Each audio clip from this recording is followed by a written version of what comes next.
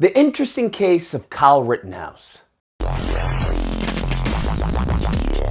Oh my goodness. So when it comes to Kyle Rittenhouse, one thing I'm not going to do is relitigate the case, because that would be pointless. Because what has happened, Kyle Rittenhouse has been found to be not guilty of all charges. Whether you like it or you don't like it, doesn't matter. Now, having said that, one thing that I will like to address is how Kyle was treated by many on the right. And this happened to be a luxury that some, if not most, were not granted. And that luxury is that Kyle, in the eyes of the right, was innocent until proven guilty. The problem is that same luxury wasn't granted for countless others that came before him.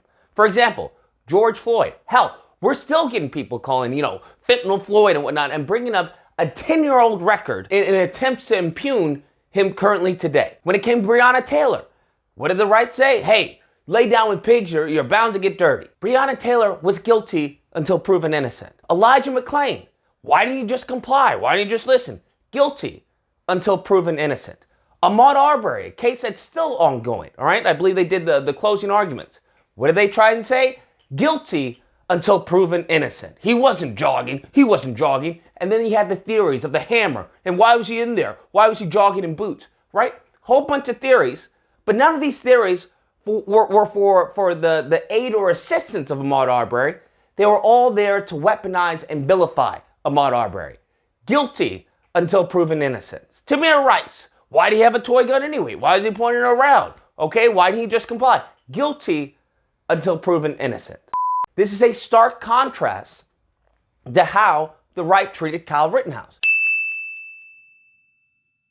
Because Kyle Rittenhouse definitely had a past. There's videos of him talking about how he wished he had his AR-15 to mow down people who he believed to be looters. Video of him assaulting a girl. Many people try to play that as, oh, he was defending his sister. No, the video clearly shows his sister was the aggressor.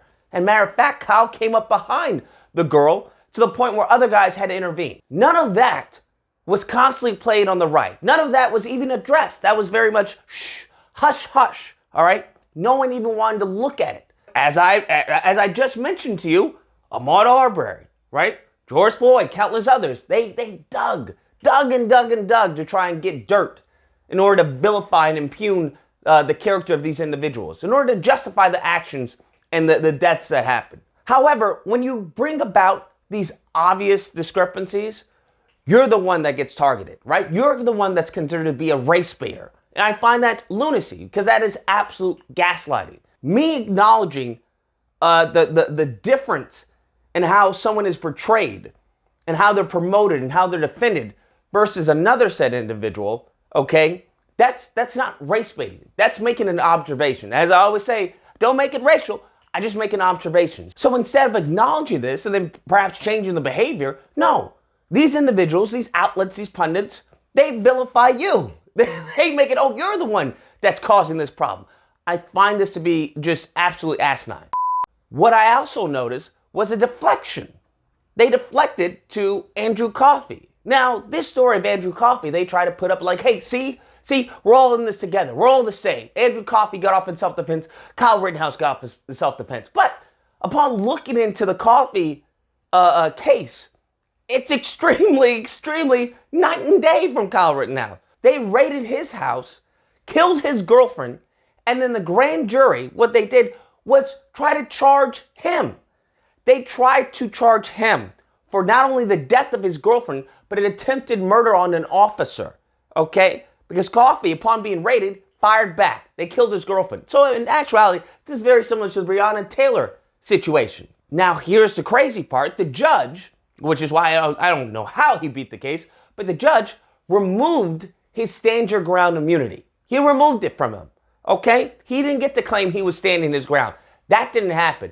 But alas, Coffey is still facing a maximum of up to 30 years in prison due to him having a firearm. He was a felon with a firearm. And even though he used it as self-defense, he's still facing a maximum of 30 years, okay? So no, this has nothing to do with Kyle Rittenhouse. This is not similar in any way, shape, or form, okay? But last but not least is that you have the Kyle Rittenhouse interview. And this interview is delicioso. Because in the interview, Kyle Rittenhouse actually professes that he supports BLM. And that led the right to go freaking bonkers, okay? People felt like they were betrayed. Like, hey, we spent all this time protecting you and defending you, and you go and talk about burn, loot, and murder? They're a terrorist organization, okay, Kyle? it was absolutely golden. He not only does he go on to promote as far as BLM, but then he goes on to say, hey, I acknowledge that this brings about serious problem with our judicial system. That, hey, if I had been a person of color, that it probably would have really been bad. Man, bruh, freaking gold. I have to admit, freaking gold, okay? Because by that measure, was Kyle a BLM activist who shot these individuals? Anyways, guys, that's the video. Let me know what you guys think. Whether or not you believe, look, you've changed, okay? You've changed. You used to be good, now you going off into the deep end, all right? Or if you don't believe, it is what it is. Hey, I don't believe in men, I don't believe in women, I believe in the facts and evidence. And there they are.